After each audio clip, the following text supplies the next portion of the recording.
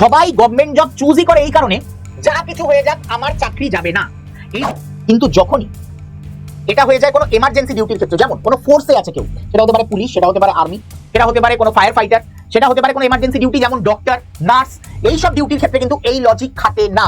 Seniority বেসিসে একটা নির্দিষ্ট মাইনে মানে তোমার প্রমোশন হবে। এই যে প্রমোশনের পয়েন্টটা, যেটা প্রমোশন তোমার নির্দিষ্ট 10 যদি অ্যাভেঞ্জার্স দেখে থাকো, ওখানে একটা কথা ছিল, great power comes with great responsibility.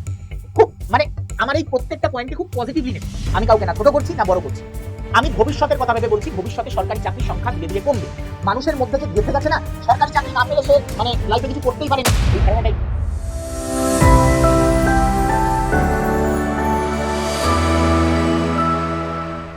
Hello students, welcome to our new channel Adda 24/7 smart school.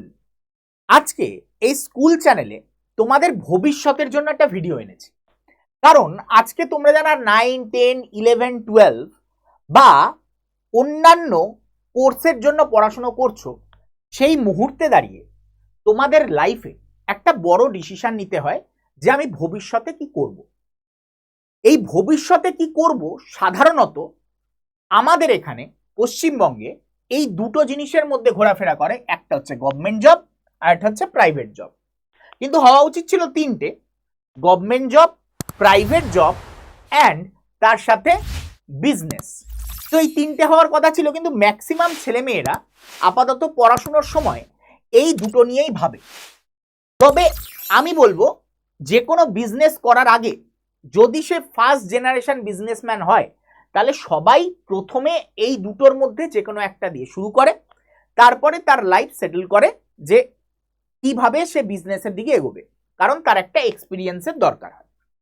তো সেই হিসাবে আমি যদি বলি, তো ছেলেমেয়েরা এই দুটোর মধ্যে যে কোনো একটার মধ্যে ফার্স্টে ঢোকার চেষ্টা করে। তো সেই দুটো নিয়েই আজকে আমি এসছি। আজকে আমি আলোচনা করব, তুল্যমূল্য বিচার করব গভর্নমেন্ট জব এবং প্রাইভেট জব নিয়ে। এই গভর্নমেন্ট জব বেটার না প্রাইভেট জব বেটার, এইটার উপরে আজকে আমি দেখব। গভর্নমেন্ট জবের পজিটিভ দিক কি, নেগেটিভ দিক, প্রাইভেট জবের নেগেটিভ দিক কি, পজিটিভ দিক, এই পুরো জিনিসটা নিয়ে আজকের আলোচনা থাকবে। এবং শেষে আমি বলবো কার জন্য কি করা উচিত, কার কি জব করা উচিত, সেইটার ব্যাপারে আমি আজকের ভিডিওতে বলবো। তো চলো শুরু করা যাক আজকের ভিডিওটা। যেটা তোমরা এখানে দেখতে পাচ্ছ, যে গভর্নমেন্ট জবের পজিটিভ সাইড কি, প্রত্যেকটা পয়েন্ট নিয়ে আমি ধরে ধরে কিন্তু আলোচনা করব। ওকে, তো দেখো, গভর্নমেন্ট জবের ক্ষেত্রে আমরা দেখতে পাই, গভর্নমেন্ট জবের ফার্স্ট যে পজিটিভ পয়েন্ট, সেটা হচ্ছে চাকরির নিশ্চয়তা। সবাই গভর্নমেন্ট জব চুজই করে এই কারণে যা কিছু হয়ে যাক আমার চাকরি যাবে না, এই জন্য গভর্নমেন্ট জব চুজ করে। এবং এটা সবার উপরের একটা পয়েন্ট, যে আর যাই হয়ে যাক আমার চাকরি তো কোনোদিনও যাবে না। কিন্তু বর্তমান সময় কিন্তু এরকম নয় গভর্নমেন্ট জব। বর্তমান সময়ে এরকম অনেক গভর্নমেন্ট জব আছে যেখানে 3 বছরের পর কিন্তু বার করে দেওয়ার রীতি হয়েছে। এবং যত দিন যাবে এটা হবে, কারণ সবাই ধরেই নিয়েছে গভর্নমেন্ট জব পেলে তো আর কাজ তো আমাকে করতে হবে না। তো সেই জিনিসটা থেকে কিন্তু এখন সরে আসছে গভর্নমেন্ট, এবং হওয়াও উচিত। এটা গভর্নমেন্ট জবের ক্ষেত্রেও সেই টেন্ডেন্সি থাকা উচিত যেটা প্রাইভেট জবের ক্ষেত্রে থাকে, যে কাজ করছে না বার করে দাও, সিম্পল বার করে দাও। তো সেই নীতিতে আস্তে আস্তে হাঁটছে।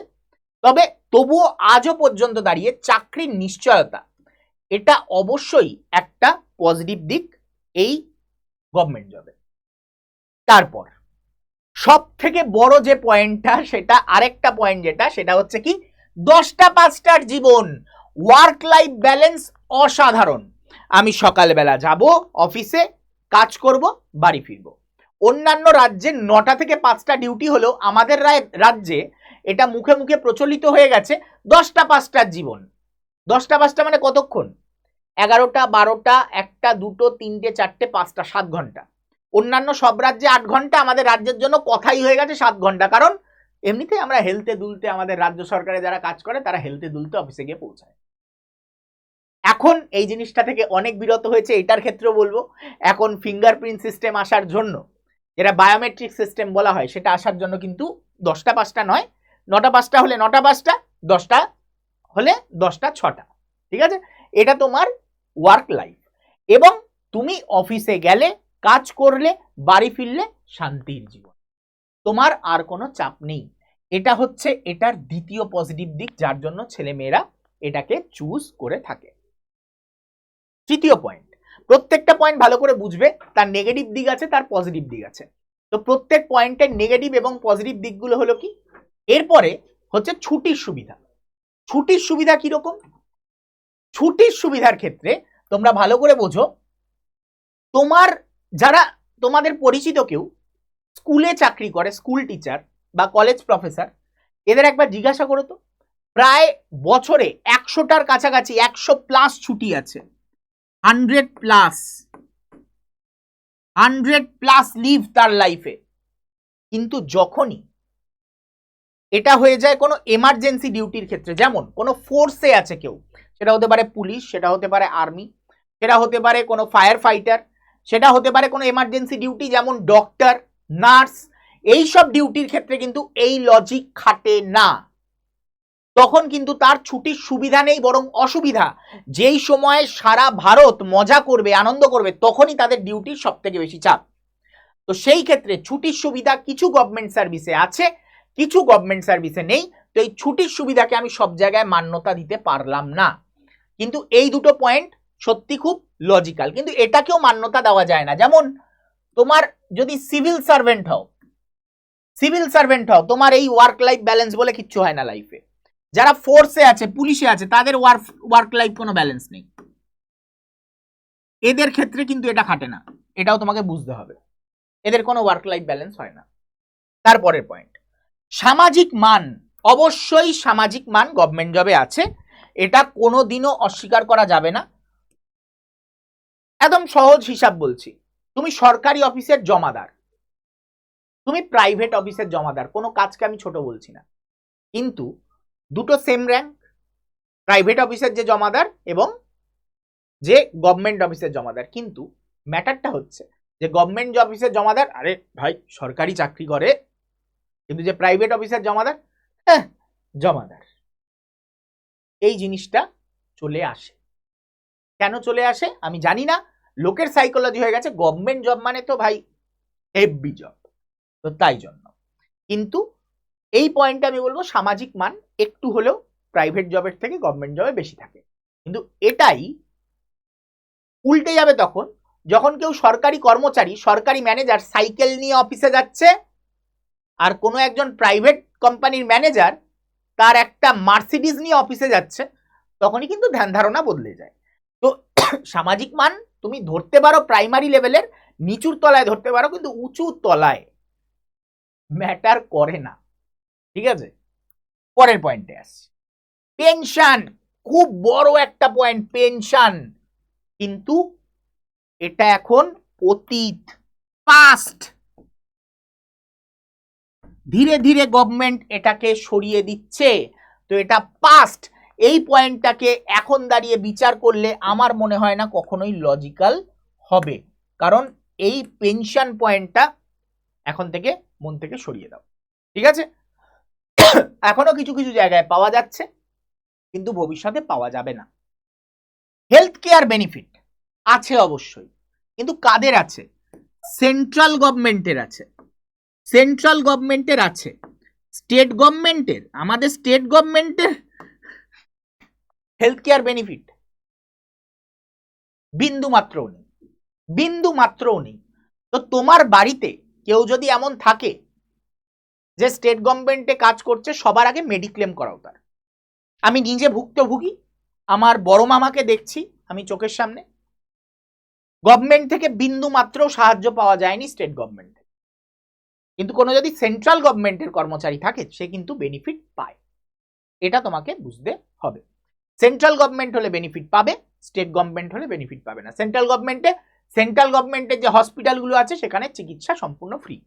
এবার যদি তারা চিকিৎসা করতে না পারে, তারা যদি রেফার করে দেয় কোনো প্রাইভেট হসপিটালে, সেখানে গেলেও কিন্তু চিকিৎসা পাবে, কিন্তু প্রাইমারিলি সেন্ট্রাল গভর্নমেন্টের যে হসপিটাল তারাই কিন্তু চিকিৎসা প্রোভাইড করবে।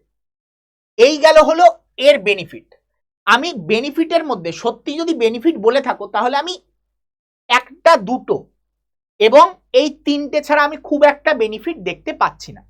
আর এই ছুটির সুবিধা, এই বেনিফিটটাও খুব মানে কম সেক্টরে আমরা দেখতে পাই, সব সেক্টরে নয়। এইবার চলে আসছি গভর্নমেন্ট জবের নেগেটিভ যে দিকগুলো। এগুলো তো দেখলাম, আগেরগুলো ছিল পজিটিভ দিক, পজিটিভের মধ্যে আমরা নেগেটিভ দেখেছি। এবার নেগেটিভ সাইড, অরিজিনাল নেগেটিভ সাইডে আসি। কাজের বিভিন্নতা না থাকা। কাজের বিভিন্নতা মানে এই দুটো পয়েন্টকে আমি সিমিলার পয়েন্টে রাখবো। ইনোভেশনের সুযোগ নেই, কাজের বিভিন্নতা না থাকা। তুমি যদি ক্লার্ক হিসাবে তুমি ঢুকেছো কোনো কোম্পানি, মানে তুমি চাকরিতে, কোম্পানি নয় চাকরিতে গভর্নমেন্টের, তোমাকে সারা জীবন বসে টাইপই করতে হবে, তোমার ক্রিয়েটিভ মাইন্ড খাটাবার কোনো জায়গাই নেই। তুমি যদি ক্রিয়েটিভ হয়ে থাকো, যারা ক্রিয়েটিভ মাইন্ডেড,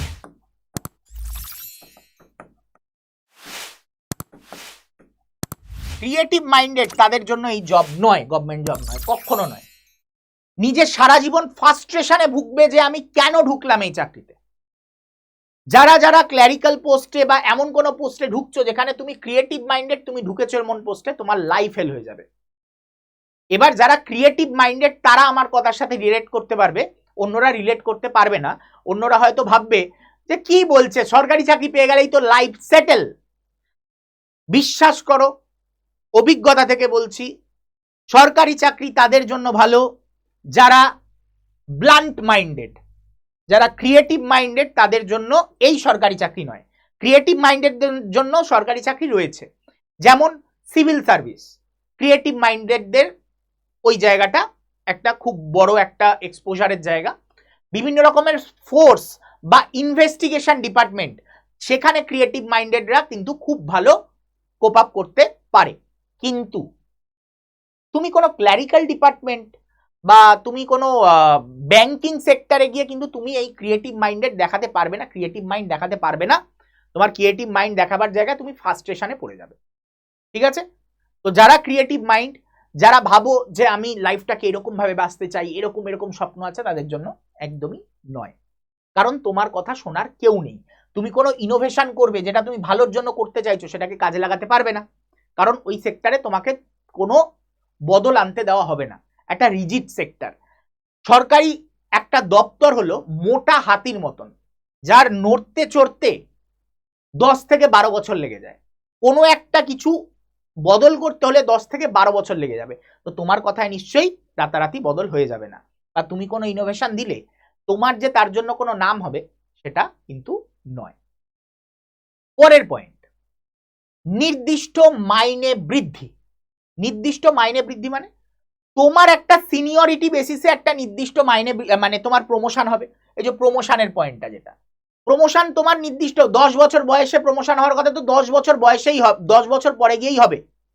এমন হবে না যে 7 বছরের মধ্যে তোমাকে প্রমোশন দিয়ে দিল, 10 বছরের মাথায় গিয়েই তুমি প্রমোশন পাবে।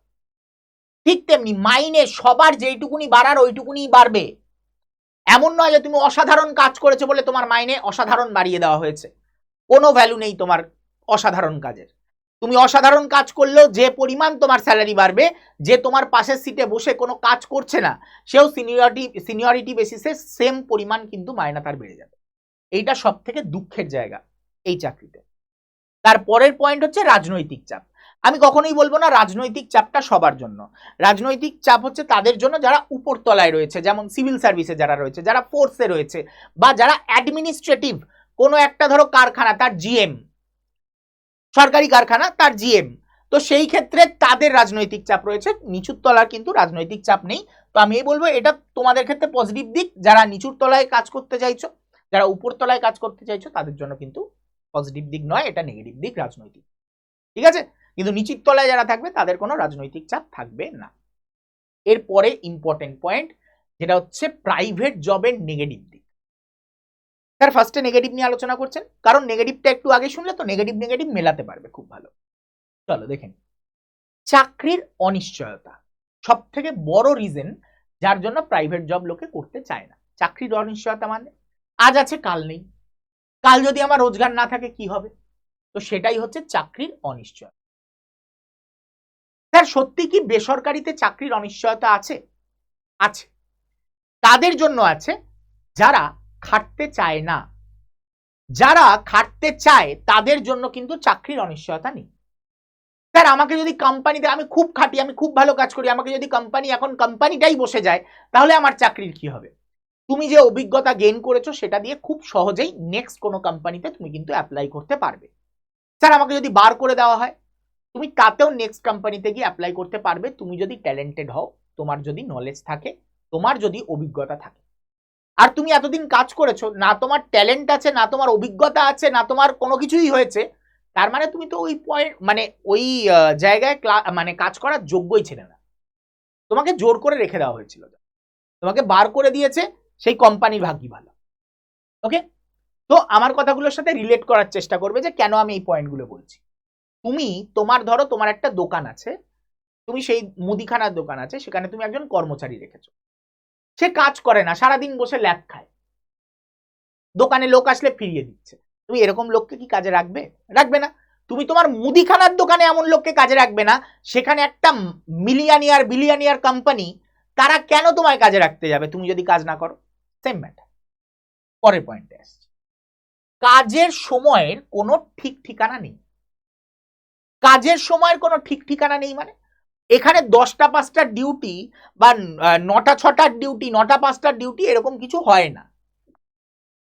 কেন হয় না স্যার? কারুরই কি হয় না? না, হয় অনেকের। যারা নিচুর তলায় কাজ করে তাদের কিন্তু হয়ে থাকে, যারা ওইসব কোম্পানিতে ক্লারিক্যাল লেভেলে আছে তাদের কিন্তু হয়ে থাকে, কিন্তু যারা উপর লেভেলে আছে তাদের হয় না। কেন হয় না? কারণ তাদের দায়িত্ব অনেক বেশি। তুমি যদি অ্যাভেঞ্জার্স দেখে থাকো, ওখানে একটা কথা ছিল, great power comes with great responsibility. যত তোমার ক্ষমতা হবে, ক্ষমতা বাড়বে, তত তোমার দায়িত্বও বাড়বে। তো তুমি যত উপরের লেভেলে যেতে থাকবে, তোমার আন্ডারে যারা কাজ করছে তাদের তোমার প্রতি নির্ভরশীলতা বাড়বে, তার ফলে তোমারও কিন্তু কাজের চাপ বেড়ে যায়। কাজের চাপ মানে এটা নয় যে তোমাকে গিয়ে এখন কুড়ুল নিয়ে লাঙল নিয়ে গিয়ে মাটি গোবাতে হবে। তোমাকে যেটা করতে হবে, তাদের কল রিসিভ করা, যখন তখন। হতে পারে রাত 10টার সময় তুমি 6টার সময় বাড়ি পৌঁছে গেছো, তারপরেও তোমাকে কল রিসিভ করতে হচ্ছে। মানে এমন নয় যে তুমি বাড়িতে পৌঁছাতে পারছো না। Maximum higher level job work from হোমই। কারণ আমরা যদি দেখি কোভিডের পর থেকে ম্যাক্সিমাম মানে higher level job work from home হয়ে গেছে। তার ফলে তুমি বাড়িতে বসেই কাজ করবে, তোমাকে রাত্রি 10টায় হয়তো ফোন অ্যাটেন্ড করতে হচ্ছে, ভোরবেলা হয়তো তোমাকে কল অ্যাটেন্ড করতে হচ্ছে, সকাল 7টায় উঠে তোমাকে কল অ্যাটেন্ড করতে হচ্ছে, এইগুলো থাকবে। তোমাকে হয়তো রাস্তায় যাচ্ছ হঠাৎ তোমার কোনো একটা কল এসছে, তখন তোমাকে রিসিভ করতে হবে। তোমাকে হয়তো ফোনে কোনো একটা মেল সেন্ড করতে হবে। তোমাকে হয়তো গাড়ি করে যাচ্ছ, তুমি তোমার ড্রাইভার গাড়ি চালাচ্ছে, তোমাকে গাড়িতে বসে হয়তো কোনো মেল টাইপ করতে হচ্ছে। এইগুলো থাকতে পারে। এমন নয় যে তোমাকে বিশাল কিছু খাটতে হবে সারাদিন ধরে। এইটা খুব ইললজিক্যাল পয়েন্ট। যারা বেসরকারিতে চাকরি করে তারা আমার এই কথার সাথে রিলেট করতে পারবে। যারা এইগুলোর আমার প্রত্যেকটা কথার সাথে রিলেট করতে পারছো, তারা অবশ্যই কমেন্ট বক্সে কমেন্ট করে জানাবে। এরপরে আসছি চাপ এবং টার্গেট। চাপ তো ভাই আছে, তোমাকে টাকা দেবে যখন 10,000, তোমার থেকে উসুল করবে 1 লাখ। কি, আমাকে 10,000 দিয়ে 1 লাখ টাকা কামিয়ে নেবে ওরা? এটা তো লজিক্যাল নয়। তুমি ভাবো, আমি আবারও তোমার মুদিখানার দোকান দিয়েই বলছি, কারণ ওটার সাথে সবাই রিলেট করতে পারবে। তুমি একটা মুদিখানার দোকানে তোমার একজন কর্মচারীকে রেখেছো, তুমি মুদিখানার দোকানে হয়তো বসো না, তুমি অন্য কোনো কাজ করো, তুমি ওই মুদিখানার দোকানে কর্মচারীকে রেখেছো। কর্মচারী কি করছে? কর্মচারীকে তুমি মায়না দাও 8,000 টাকা, এবং কর্মচারী জিনিসপত্র বিক্রি করছে, প্রচুর জিনিসপত্র বিক্রি করছে, তাতে তোমার মান্থলি 30 থেকে 40,000 টাকা রোজগার হচ্ছে। তুমি একটা মুদিখানার দোকানে তোমার কর্মচারী রেখে তার থেকে 5 গুণ টাকা তুলছো, তোমার মনে হয় না কোনো মিলিয়নিয়ার বিলিয়নিয়ার কোম্পানি তোমার থেকে 10 গুণ টাকা তুলতে পারে? এই তো লজিক্যাল। তোমার যদি মুদিখানার দোকানে তুমি যখন বসতে, তখন তোমার রোজগার হতো, ধরো কথার কথা বলছি, 60,000 টাকা। তুমি মুদির দোকানে একটা লোক রাখলে তোমার রোজগার গেল কমে 20,000 টাকা হয়ে গেল। তাহলে তুমি কখনো তাকে রাখতে চাইবে? তার মানে তার মধ্যে কিছু খোট আছে, তার জন্য তোমার এই প্রবলেমটা হচ্ছে। হয়তো কাস্টমার আসছে, ফিরিয়ে দিচ্ছে সে, বা সে কাজ করতে চাইছে না, দিতে পারবো না যান, এরকম করছে। তো তুমি যখন তাকে রাখতে পারবে না, তাহলে তোমাকেও কেউ রাখবে না, যদি তুমি না চাপ সহ্য করতে পারো, এই কাজটা না করতে পারো। লজিক্যাল আমার কথা। টার্গেট তো তোমাকে দেবে। তুমি যে মুদির দোকানে যে লোকটাকে বসিয়েছো, সে এমনি সময় তোমার হয়তো, ধরো তোমার একটা বিরিয়ানির দোকান আছে, তুমি নিজে যখন বিরিয়ানি কাটতে, সেই সময় হয়তো তুমি একদিনে 400 প্যাকেট বিরিয়ানি কাটতে, 400 প্যাকেট বিরিয়ানি তুমি তুলতে। তুমি একটা লোক রেখেছো, তাকে তো অন্তত বলবে যে লোক এলে অন্তত 1 ঘন্টার মধ্যে যাতে 30টা প্যাকেট করে, তুমি ধরো 1 ঘন্টায় 40টা প্যাকেট কাটতে, অন্তত যে লোকটাকে রাখবে তাকে তো বলবে যে 1 ঘন্টা অন্তত 30টা প্যাকেট যাতে কাটা হয়, বলবে তো, হ্যাঁ কি না? তার মানে তাকেও তুমি টার্গেট দিচ্ছ। তোমার যদি ছোট বিরিয়ানির দোকানে তুমি টার্গেট দিতে পারো, তাহলে বড় কোম্পানি তোমাকে টার্গেট দিতেই পারে। টার্গেটটা সবসময় টাকার হয় না, টাকার টার্গেট থাকে সেলস বা মার্কেটিং ডিপার্টমেন্ট, আর বাদ বাকি ডিপার্টমেন্টের থাকে কাজের টার্গেট, যেটা সরকারি অফিসে এখন খুব বেশি পরিমাণে আছে। তোমাদের মধ্যে যদি এমন কেউ ভিডিও দেখছো যে সরকারি চাকরি করো পুলিশ ডিপার্টমেন্টে, একটুখানি তাদের থেকে তোমাদের পরিচিতও যদি কেউ থাকে পুলিশ ডিপার্টমেন্টে, একটু খোঁজ নিয়ে দেখো তো। এখন দেখবে প্রত্যেক পুলিশ থানায় ফাইন তুলবার টার্গেট দেওয়া হয়। জিজ্ঞাসা করে দেখে নিও আমার কথা বিশ্বাস না হলে, বা যারা রেলের টিটিতে কাজ করছে তাদের একবার জিজ্ঞাসা করে নিও যে আপনাদের কি কোনো টার্গেট থাকে, বলবে হ্যাঁ আমাদের টাকা তোলার টার্গেট থাকে। বা কোনো এমন দপ্তর যেখানে রোজগারের ম্যাটার আছে, সেখানে কিন্তু প্রত্যেক দপ্তরে টার্গেট দেওয়া হয়। তোমাদের মধ্যে যদি কেউ পরিচিত রাইফেল ফ্যাক্টরিতে কাজ করে, কোনো রাইফেল ফ্যাক্টরি, মেটাল ফ্যাক্টরি মানে অর্ডিন্যান্স ফ্যাক্টরি যেটাকে বলি, জিজ্ঞাসা করে দেখবে যে সেই ডিপার্টমেন্টে কিন্তু টার্গেট দেওয়া হয় টাকা তুলে দেওয়ার।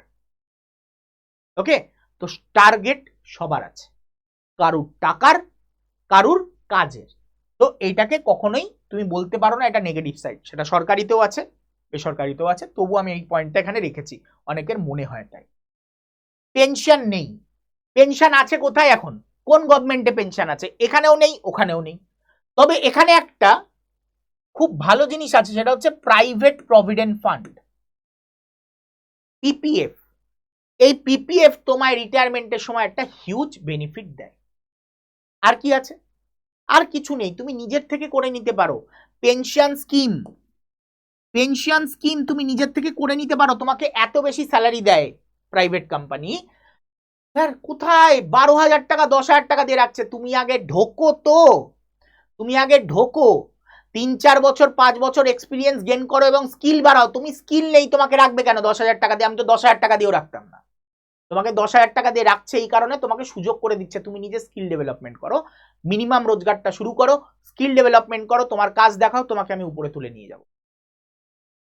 মানে আমি সরকারি চাকরি ছেড়ে দিয়ে আমি বেসরকারি চাকরিতে এসছি, সরকারি চাকরি সবকিছু ছেড়ে দিই। আমি বলছি যে আমি যে স্যালারিতে একটা বেসরকারি কোম্পানিতে ঢুকেছিলাম, আজকে সেখান থেকে আমার স্যালারি বেড়েছে 8 গুণ। কত বছর চাকরি করেছি? 5 বছর, মাত্র 5 বছর আমার স্যালারি বেড়েছে 8 গুণ। 8 গুণ। তার পিছনে তোমাকে কাজ দেখাতে হবে, তার পিছনে তোমাকে কাজ দেখাতে হবে, তোমাকে এক্সট্রা অর্ডিনারি কিছু করতে হবে, যার উপরে বেস করে তোমাকে এই জায়গাটা দেবে। ওকে, এরপর ছুটি কম, এটা একটা পয়েন্ট রয়েছে। সরকারিতে 100টা ছুটি, আমি ওই ডিপার্টমেন্টের কথা ছেড়ে দিচ্ছি, অন্যান্য ডিপার্টমেন্টেও যদি 50টা ছুটি থাকে, বেসরকারিতে 20-30টা ছুটি রয়েছে। আমি নিজেরটাই বলছি, আমার 24টা নর্মাল লিভ, 3টে সেলফ ম্যারেজ লিভ, 2টো রিচার্জ লিভ, এই কটা, আর রবিবার, যতগুলো রবিবার আছে, মানে রবিবার আমাদের সবসময় ছুটি থাকে না, মানে এভরি উইকে একটা করে, তো আমি ধরে নিলাম অ্যাভারেজ 52টা উইক, 52টা উইকের লিভ, এই হচ্ছে টোটাল আমার লিভ। ওকে, এর সাথে সিক লিভ ফিক লিভ সব এটার মধ্যেই ধরা আছে। তো আমার মোট লিভ হচ্ছে কত? আমি বেসরকারি কোম্পানিতে চাকরি করি, 50, 20, 70, 76, 77, 78, 79, 80, 81, এর থেকে বেশি ছুটি আর কি লাগে একটা মানুষের লাইফে? আমার তো মনে হয় না লাগে। উল্টে কম্পফ বলে একটা জিনিস হয় প্রাইভেট কোম্পানিতে, কম্পফ। কম্পফ কি জিনিস? তুমি ধরো এমন কোনো দিন হলো যে তুমি এই আজকে রবিবারটা কাজ করে নিলে, রবিবারটা কাজ করে নিলে, তার ফলে ওই ছুটিটাকে তুমি অন্য দিন সেটাকে ইউজ করতে পারবে। ধরো মনে হচ্ছে তুমি একটা লম্বা ছুটিতে যাবে 10 দিনের 12 দিনের, তখন তুমি এই কম্প অফ বলে যে সিস্টেমটা থাকে প্রাইভেট কোম্পানিতে, এটা তুমি ইউজ করতে পারো। তুমি রবিবার করে কয়েকটা রবিবার কাজ করে নিলে, সেই রবিবারের ছুটিগুলো তুমি সেখানে গিয়ে ইউটিলাইজ করলে। তো ছুটি সত্যি কথা বলতে কি 81টা ছুটি সরকারির কাছাকাছি ছুটি আমার। হ্যাঁ আমি নিই না আলাদা ব্যাপার, আমি এই ছুটিগুলো ইউজ করি। আর কেন নেন না এর পিছনেও কারণ আছে। আমি যদি বলি 24টা ছুটি, এই 24টা ছুটি আমি যদি না নিই, আমি ইয়ারের শেষে গিয়ে এটার উপরে টাকা পাবো, যে কোনো প্রাইভেট কোম্পানিতে হয় এটা। এই ছুটিগুলো বেচা যায়। আমি যে এতদিন ডেডিকেটেডলি কাজ করলাম, আমি যে ছুটিটা নিলাম না, এটা কিন্তু বেচতেও পারবো। যেমন 24টা ছুটি, আমি কথার কথা বলছি, সিরিয়াসলি ধরবে না, বেশিও হতে পারে এর, কমও হতে পারে। আমি ধরে নিলাম আমার 3000 টাকা করে পার ডে ইনকাম, 3000 টাকা করে আমার পার ডে স্যালারি, তাহলে 24 ইন্টু 3000, তো এত টাকা আমি কিন্তু পেয়ে যাবো। তার মানে 3 4 12 আর 3 2 6 7, তো আমি বছরের শেষে আমার অ্যাকাউন্টে এই টাকাটা এক্সট্রা ঢুকে যাবে। ধরে নিও না এটা আমার স্যালারি, এর থেকে বেশিও হতে পারে কমও হতে পারে, আমি জাস্ট একটা হিসাব করে দেখালাম। অ্যাভারেজ কোম্পানিতে যারা মানে কাজ করে তাদের এরকমই পার ডে স্যালারি হয়ে থাকে, ঠিক আছে? তো এই অনুযায়ী এই স্যালারি, এই টাকাটা তোমার বোনাস হিসাবে তোমার কাছে অ্যাড হয়ে যাবে। ওকে, এটা হচ্ছে কি তোমার ছুটি অ্যান্ড প্রাইভেট জবের এই সুযোগ সুবিধাগুলো রয়েছে। এইবার আসছি প্রাইভেট জবের পজিটিভ দিক। স্যার প্রাইভেট জবের পজিটিভ দিক হয় নাকি? ফার্স্টে আসো, মাইনা বৃদ্ধির সম্ভাবনা সব থেকে বেশি। আমি নিজেরটা উদাহরণ দিয়ে বললাম, মাইনা বৃদ্ধির কোনো ব্যারিয়ার নেই এখানে, স্যালারি বৃদ্ধির কোনো ব্যারিয়ার নেই। সরকারি চাকরিতে যে 10 বছর বাদে তোমার ওইটুকুনি স্যালারি হবে, এইখানে এমন কোনো বাধ্যবাধকতা নেই। হতেই পারে তোমার 30,000 টাকা স্যালারিতে ঢুকেছিলে, পরের বছর কোম্পানির মনে হয়েছে এই লোকটা অসাধারণ কিছু এই কোম্পানির জন্য করেছে, একে এক্ষুনি 30,000 থেকে ডাইরেক্ট 60,000 নিয়ে আসো আর অমুক পদে বসিয়ে দাও, তো ডাইরেক্ট চাইলেই কোম্পানি করতে পারে। এটা হচ্ছে সুবিধা। কেরিয়ার গ্রোথ অস্বাভাবিক, তোমার কোনো ধারণাও নেই কেরিয়ার গ্রোথ কতটা তাড়াতাড়ি হতে পারে। আমি যদি চোখের সামনে বলি, শুভদীপ স্যার, সবাই চেনো শুভদীপ স্যারকে? শুভদীপ স্যার আমাদের কোম্পানিতে ঢুকেছিল অ্যাজ আ ফ্যাকাল্টি, ফ্যাকাল্টি থেকে হয়ে গেল টিম লিডার, টিম লিডার থেকে হয়ে গেল তোমার জানো অ্যাসোসিয়েট এডুকেটর, অ্যাসোসিয়েট এডুকেটর থেকে হয়ে গেল সিনিয়র ফ্যাকাল্টি, সিনিয়র ফ্যাকাল্টি থেকে হয়ে গেল তোমার প্রজেক্ট ম্যানেজার, প্রজেক্ট ম্যানেজার থেকে হয়ে গেল তোমার অ্যাসোসিয়েট ডাইরেক্টর। স্যার এখন ডাইরেক্টর, অ্যাসোসিয়েট ডাইরেক্টর, মানে বুঝতে পারছো কত তাড়াতাড়ি কোম্পানিতে তার গ্রোথ হয়েছে।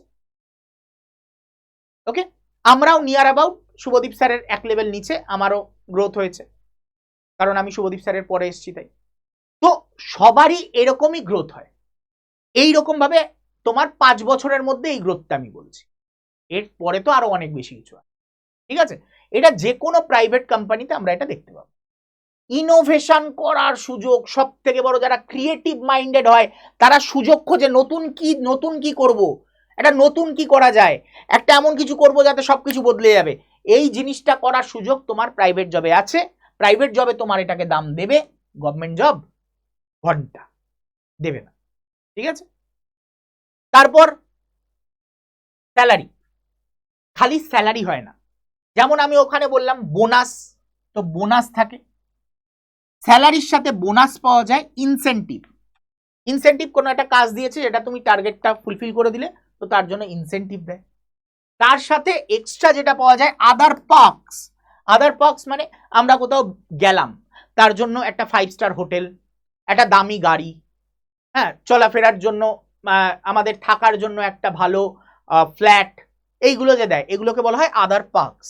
এগুলো বেসরকারি চাকরিতে খুবই ভালো থাকে, যেটা সরকারি চাকরিতে তুমি পাবে না। সরকারি চাকরিতে একটা সরকারি কোয়ার্টার দেবে তোমায় খুব বেশি হলে, তুমি যদি খুব উপরের র্যাঙ্কে থাকো তাহলে তুমি একটা গাড়ি পাবে অ্যাম্বাসাডার উপরে বাতি লাগানো, বা একটা সাধারণ একটা সুইফটের গাড়ি যেটার উপরে একটা বাতি লাগানো থাকবে। আইএস ফাইএস হলে ওই লেভেলটা বাদ দাও, ওদের ক্ষেত্রে একটা ভালো গাড়ি দেওয়া হয়, 7 সিটার গাড়ি একটা, তাও ক্রেটা বা তোমার ইনোভা এই টাইপের গাড়িগুলো দেওয়া হয়। ওকে, তো এই সুবিধাগুলো তুমি এইগুলো কিন্তু প্রাইভেট জবে পাবে। এরপরে আসছি ফ্লেক্সিবিলিটি। ফ্লেক্সিবিলিটি মানে যেমন আমার অফিসের কোনো টাইমিং নেই, আমি যখন আসি, যখন বেরোই। কারণ আমার কাজটাই ওরকম। তো তাই জন্য আমার অফিসে আসতে কেউ বাধ্যবাধকতা নেই। আমি বাড়ি থেকে মিটিং অ্যাটেন্ড করে নিলাম, অফিসে এসে খালি ক্লাস নিলাম, এটাও হতে পারে। এগুলো হচ্ছে ফ্লেক্সিবিলিটি, যেটা প্রাইভেট জবে থাকে, সরকারি জবে এই ফ্লেক্সিবিলিটি গুলো থাকবে না। ওকে, আর তার পরের পয়েন্ট হচ্ছে কোম্পানি পরিবর্তন। তুমি যদি এলিজিবল হও, তুমি যদি স্কিল ডেভেলপ করে থাকো নিজের মধ্যে, তুমি যদি উন্নতি করে থাকো, তুমি কোম্পানি পরিবর্তন করো আর 1.5 গুণ করে তোমার স্যালারি বাড়িয়ে নাও। তোমার যদি ট্যালেন্ট থাকে, কোম্পানি চেঞ্জ করো, তোমার মনে হবে যে কোম্পানি আমার চেঞ্জ করা দরকার, কোম্পানি চেঞ্জ করো, স্যালারি বাড়াও, দেন। খুব সিম্পল হিসাব। তোমার স্যালারি আজকে 30,000, তুমি কোম্পানি চেঞ্জ করো, অন্য কোম্পানিতে ইন্টারভিউ দিতে যাও, আমার 45,000 আমার মনে হয় আমি 45,000-এর যোগ্য, যদি আপনার মনে হয় তাহলে আমাকে হায়ার করতে পারে, এতটাই কনফিডেন্টলি বলো, বাস। স্কিল বাড়াও, মাইনে বাড়াও। স্কিল যত ডেভেলপ করবে, তুমি যত নতুন নতুন জিনিস শিখবে, তুমি যত ইনোভেশন করার মানে করে দেখাবে কোম্পানিকে, তত তোমার স্যালারি বাড়বে। এইগুলোই হচ্ছে এর পজিটিভ দিক, একেবারে মাথার মধ্যে ঢুকিয়ে নাও। লাস্ট পয়েন্ট, চিকিৎসা ব্যবস্থা সব থেকে ইম্পর্টেন্ট বর্তমান যুগে। কর্পোরেট মেডিক্লেমের উপরে কিচ্ছু হয় না। কর্পোরেট মেডিক্লেম যেসব কোম্পানি থেকে করা হয়, যেমন হচ্ছে আইসিআইসিআই লোমবার্ড বা তোমার কেয়ার বা নিভাবুপা, এইসব এদের ক্লেম সেটেলমেন্ট এত সুন্দর এবং এত টাকার কর্পোরেট মেডিক্লেম হয়, মানে তোমার 15 লাখ টাকা 30 লাখ টাকার তোমার মেডিক্লেম থাকে। তো এই যে মেডিক্লেম, এটাই হচ্ছে তোমার পুরো ভাগ্য বদলে দেয়, এটাই তোমার পুরো ভাগ্য বদলে দেয়। এই হচ্ছে আমাদের টোটাল এর পজিটিভ দিক। এর পজিটিভ দিকই সব থেকে বেশি। হ্যাঁ, এইবার মানুষ টু মানুষ ভ্যারি করে এটা, তার জন্যই আমি পরের পয়েন্টটা এনেছি, কার কোনটা করা উচিত। খুব মানে আমার এই প্রত্যেকটা পয়েন্টকে খুব পজিটিভলি নেবে। আমি কাউকে না ছোট করছি না বড় করছি, আমি ভবিষ্যতের কথা ভেবে বলছি। ভবিষ্যতে সরকারি চাকরির সংখ্যা ধীরে ধীরে কমবে। মানুষের মধ্যে যে গেঁথে গেছে না, সরকারি চাকরি না পেলে সে মানে লাইফে কিছু করতেই পারেনি, এই ধারণাটাই ভুল। বেসরকারি চাকরিতে এমন জায়গায় এমন ব্যক্তি বসে আছে না, তারা পুরো পৃথিবীটাকে চেঞ্জ করে দিয়েছে। তার খুব ছোট্ট একটা উদাহরণ যদি তুলে নি, সুন্দর পিচাইয়ের কথা ভাবো। সে কি সরকারি চাকরি করে? তুমি যদি সুন্দর পিচাইয়ের কোনো ইন্টারভিউ শুনে থাকো, দেখতে পাবে সুন্দর পিচাই সিজিএল পরীক্ষায় বসেছিল, পাশ করেনি। সে কি মানে হেরে গেছে? সে লাইফে কিছু করতে পারেনি? বলতে পারো সে এমন কিছু করেছে লাইফে যা পৃথিবীর অন্য কেউ করতে পারেনি। এটাই হচ্ছে অনেকের চিন্তা ধারণা, ধ্যান ধারণার যেটা প্রবলেম। ঠিক আছে, চলো। তো তোমরা দেখতে পাবে স্টেবিলিটি, জব সিকিউরিটি এবং ওয়ার্ক লাইফ ব্যালেন্স, এই তিনটে যার লাইফে দরকার, যে আমার টাকার দরকার নেই, আমার চাকরি স্টেবল হলেই হবে, আমার জব সিকিউরিটি হলেই হবে, আমার ওয়ার্ক লাইফ ব্যালেন্স থাকলেই হবে, তো অবশ্যই তার জন্য যে চয়েসটা রয়েছে সেটা হচ্ছে গভর্নমেন্ট জব। সে অবশ্যই গভর্নমেন্ট জবের জন্য ট্রাই করো।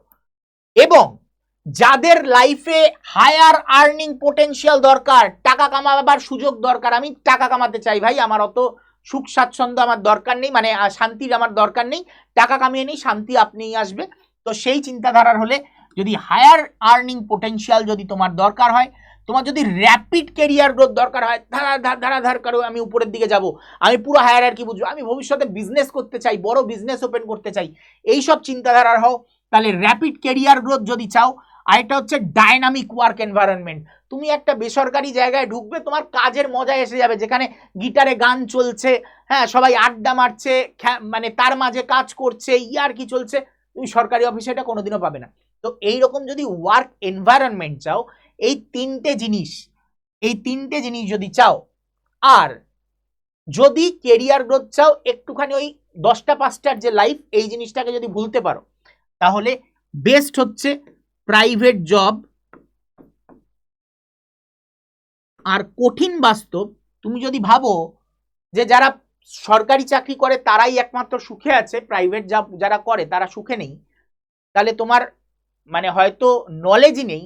ভারতে মাত্র 1% মানুষ গভর্নমেন্ট জব করে, তার মানে তোমার কি মত? 99% মানুষ দুঃখী ভারতের, 99% মানুষ সুখে নেই। এই ধারণাটার কথা একবার ভেবে দেখো। আর আজ থেকে 5 বছর বাদে কি হতে চলেছে সেই হিসাবে নিজের লাইফকে তৈরি করো, কারণ এই সংখ্যাটা 1% থেকে নেমে কখন 0.1% হয়ে যাবে ধরতেও পারবে না। খুব বাস্তব কথা বললাম, আজ বললাম 5 বছর বাদে এটার সাথে তুমি রিলেট করতে পারবে যে এই সংখ্যাটা নাবতে নাবতে কোথায় নেমে যাবে তুমি বুঝতেও পারবে না। অর্ধেক পোস্ট মানে গায়েব করে দেওয়া হচ্ছে গভর্নমেন্টে।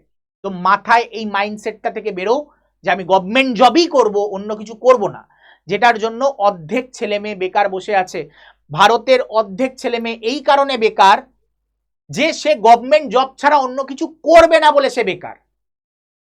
এইটা এখনো পর্যন্ত ওকে আছে, কিন্তু আজ থেকে 5 বছর বাদে তাদের আর কোনো ভ্যালু থাকবে। কঠিন বাস্তব, আজ মেনে নাও। তোমাদের জন্য একটা জাস্ট নাম্বার দিয়ে দিয়েছি, তার আগে তোমাদের জন্য একটা প্রশ্ন আমি দিয়ে দিচ্ছি। সেটা হচ্ছে, তোমরা বলো, যারা যারা এই ভিডিও দেখছো তারা কমেন্ট করবে তুমি কোনটা চাও, কোন জব করতে চাও, গভর্নমেন্ট জব না প্রাইভেট জব।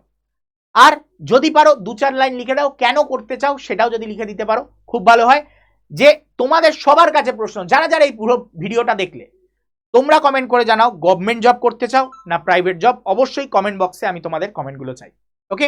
আর যারা যারা আমাদের যে কোনো কোর্সে ভর্তি হতে চাইছো, যে কোনো কোর্স হতে পারে, তাতে এই নাম্বারে কল করে নিও। এখানে যে নাম্বারটা দেওয়া আছে এটা হচ্ছে অ্যাডমিশনের নাম্বার, তো অ্যাডমিশন করতে হলে এই নাম্বারে কল করো, ওকে। এইবার কেউ আছো যারা হোয়াটসঅ্যাপ গ্রুপে আমাদের জয়েন হতে চাইছো, হোয়াটসঅ্যাপ গ্রুপে জয়েন হওয়ার হলে এই নাম্বারটা, এটা হচ্ছে হোয়াটসঅ্যাপ গ্রুপের নাম্বার। এই হোয়াটসঅ্যাপ গ্রুপের নাম্বারে জাস্ট এই হোয়াটসঅ্যাপে তুমি একবার হাই পাঠিয়ে দাও, অটোমেটেড দেখবে তোমার কাছে একটা লিঙ্ক পৌঁছে গেল, সেই লিঙ্কে ক্লিক করে কিন্তু তুমি জয়েন হয়ে যেতে পারবে, সম্পূর্ণ জয়েন হয়ে যেতে পারবে, কোনো অসুবিধা হবে না। আশা করি তোমাদের কাছে ক্লিয়ার হয়েছে আমার প্রত্যেকটা পয়েন্ট।